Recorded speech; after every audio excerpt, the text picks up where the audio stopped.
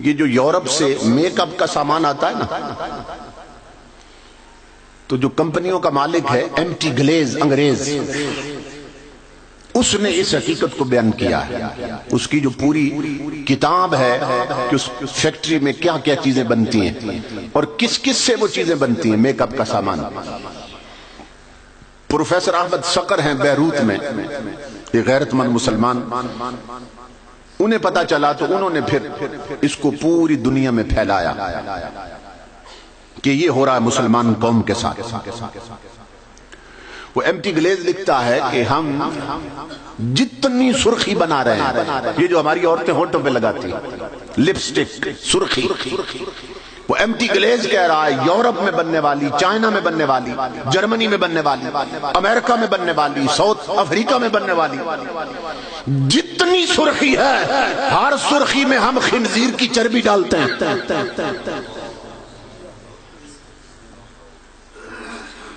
اور اس نے وجہ بتائی کیوں ڈالتے ہیں۔ وہ کہتا ہے کہ باقی جتنے جانور ہیں نا ان کی بھی چربی ہوتی ہے، لیکن وہ ہم نے تجربہ کر کے دیکھا ہے کہ اگر لپسٹک میں سرخی میں ڈالے نا تو انسانی جسم کی جو حرارت ہوتی ہے، ٹیمپریچر ہوتا ہے، انسانی جسم ہر وقت تھوڑا تھوڑا گرم ہوتا ہے۔ یہ ناریل کا تیل ہوتا ہے نا، سردیوں میں جم جاتا ہے، جن گھروں میں پڑا جا کے تجربہ کر لیں، جمع ہوتا ہے بوتل میں، اس کو تھوڑا سا نکال کر ہاتھ پہ رکھیں ہتھیلی پہ اور مٹھی بند کر لیں تھوڑی دیر تک، اسے کھولیں گے تو وہ پگھل چکا ہو۔ اب اندر آگ جل رہی تھی، کس نے پگھلا دیا؟ انسانی جسم میں تھوڑی حرارت ہوتی ہے، تپش ہوتی ہے، ہر وقت ہر انسان کے جسم میں رہتی ہے، تو وہ پگھلا دیتی ہے۔ تو وہ کہتا ہے کہ ہم نے تجربہ کیا، ایم ٹی گلیز کہتا ہے کہ باقی جانوروں کی چربی ہم نے ڈالی ہے نا سرخی میں، تو وہ چیک کیا ہے کہ انسانی جسم کے جو ٹیمپریچر ہے، حرارت ہے، جو تپش ہے، تو وہ عورتیں جب یہاں لگائیں گی نا تو پگھل جائے گی اور نیچے بہ جائے گی۔ تو وہ کہتا ہے کہ ہم نے تجربہ کیا کہ خنزیر واحد وہ جانور ہے جس کی چربی انسانی جسم کی تپش پہ پگھلتی نہیں ہے، اس لیے ہم ہر سرخی میں ڈالتے ہیں۔ اب بات سمجھ آئی آپ؟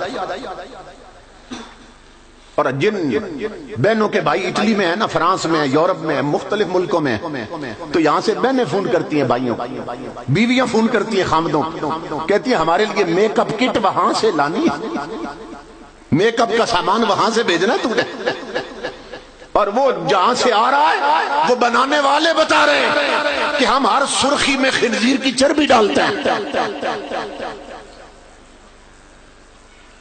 اب عورتوں میں اسلامی جذبہ اتنا کہاں سے لاؤں؟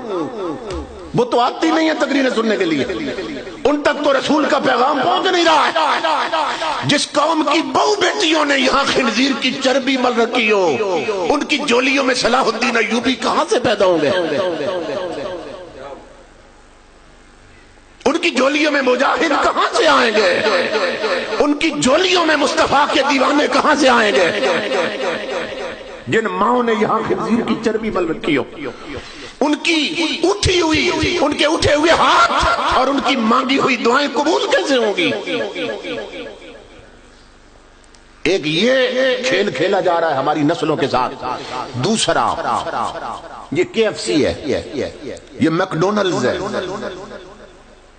پنڈی میں بڑے بڑے شہروں میں یہودیوں کی کمپنی ہے جنہوں نے یہ بنا رکھے ہیں، وہاں سے برگر ملتے ہیں، برگر، اور ہمارے بچے کیوں لگا ہوتا ہے، قطار لگی، ٹوکن پہ برگر ملتے ہیں اور بہت مہنگا دیتے ہیں، اس میں چکن ڈالتے ہیں، مرغے کا گوشت، برگر، اس کے ساتھ پھر پیپسی بھی دیتے ہیں۔ پنڈی میں جو میکڈونلڈز بنا ہے نا، وہاں میں خود گیا، برمنگھم کے ساتھ ہے، والسل انگلینڈ میں ایک شہر ہے، وہاں سے کچھ لوگ آئے تھے، ان کے بچے چونکہ عادی تھے وہاں کھانے، انہوں نے کہا جی ہم نے میکڈونلڈز پہ جانا ہے۔ میں نے کہا چلو میں بھی چلتا ہوں، میں ذرا پتہ تو کروں کہ وہاں جو برگر میں مرغے کا گوشت ڈال رہے ہیں، یہ مرغا آ کہاں سے رہا ہے۔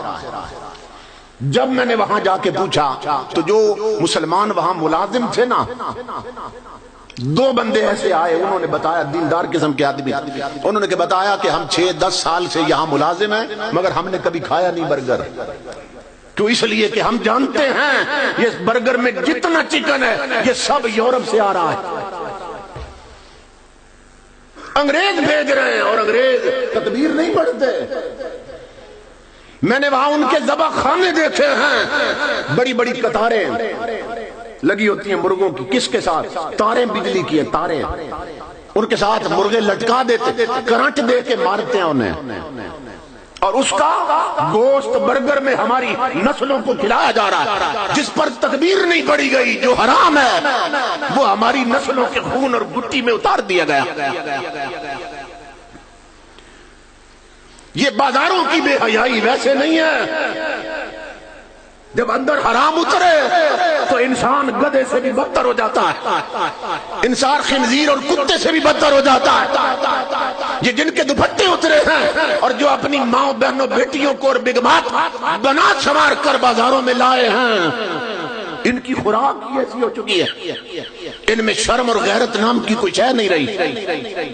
یہ صورتحال ہے.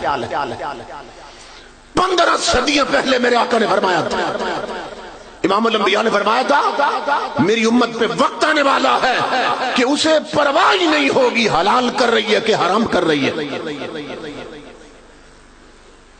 تو امام الانبیاء کے غلام ہو، جب اندر حرام اتر گیا، یہاں حرام لگا رکھا ہے، کہاں کی دعائیں، کہاں کی نمازیں، کہاں کا خوف خدا.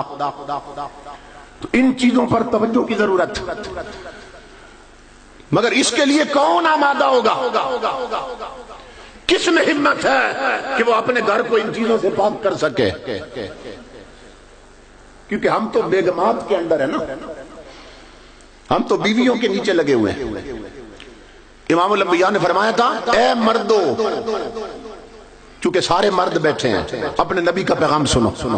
امام الانبیاء نے فرمایا تھا، اے مردو، اذا جاء امورکم الى نسائکم فبطن الارض خیر لکم من ظہرہا، کہ اگر تمہارے گھر کے معاملات عورتوں کے ہاتھ میں چلے جائیں اور سارے فیصلے عورتیں کرنے لگ جائیں تو آقا نے فرمایا تمہارے لیے زندہ رہنے سے مر جانا بہتر ہے. میں نے حدیث پڑھی حضور کی، فرمایا مردوں مردے نہ بننا، غیرت مند مرد بن کے رہنا. آج گھروں کے سارے معاملات عورتوں کے ہاتھ میں چلے گئے. بہو بیٹیوں کی شادی پہ رسمیں کون کون سی ہونی ہیں، یہ فیصلہ عورتیں کرتی ہیں. دلہن کا لہنگا کہاں سے خریدنا ہے، لباس کیسا ہونا چاہیے، میک اپ کس بیوٹی پارلر سے کرانا ہے، یہ فیصلے عورتیں کر رہی ہیں. اولاد کے رشتے کہاں کہاں کرنے ہیں، یہ فیصلہ بیگمات کرتے ہیں.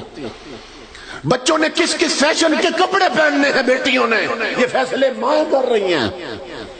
اور میرے آقا نے فرمایا اگر تمہارے معاملات عورتوں کے ہاتھ میں چلے جائیں تو مردوں تمہارے لیے پھر مر جانا بہتر. دل کے پھپولے جل اٹھے سینہ کے داغ سے، اس گھر کو آگ لگ گئی گھر کے چراغ سے. آقا کے ذکر کی مجلس میں آنے والوں، اگر اپنی زندگیوں کو بابرکت بنانا چاہتے ہو، اگر اپنے گھر کے ماحول میں پاکیزگی لانا چاہتے ہو اور گھر کا ماحول جنت کا بنانا چاہتے ہو، جنت کا ماحول، تو میرے آقا نے جو ترتیب دی ہے اسے نہ بدلو. یہ سی ڈی تیار ہو رہی ہے، ہو سکتا ہے کئی میری مائیں بہنیں بیٹیاں سنیں، غور کریں جو میں کہنے لگا ہوں. اگر زندگی جنت بنانا چاہتے ہو اور جہنم کے ماحول سے نکلنا چاہتے ہو اور اپنی زندگیوں کو بابرکت کرنا چاہتے ہو تو جو امام الانبیاء نے ترتیب بنائی نا مرد عورت کے لیے، اس کو نہ بدلو. ہم نے ترتیب بدل دی. دیکھیے نا، ٹوپی سر کے لیے اور جرابیں پاؤں کے لیے ہوتی ہے. اب کوئی بندہ کہے میں ترتیب بدل دوں گا، جرابیں سر پہ پہنوں گا اور ٹوپی پاؤں میں، تو ہر کوئی کہے گا پاگل ہو گیا. ہم نے ترتیب ہی بدل دی. امام الانبیاء نے اور قرآن نے اور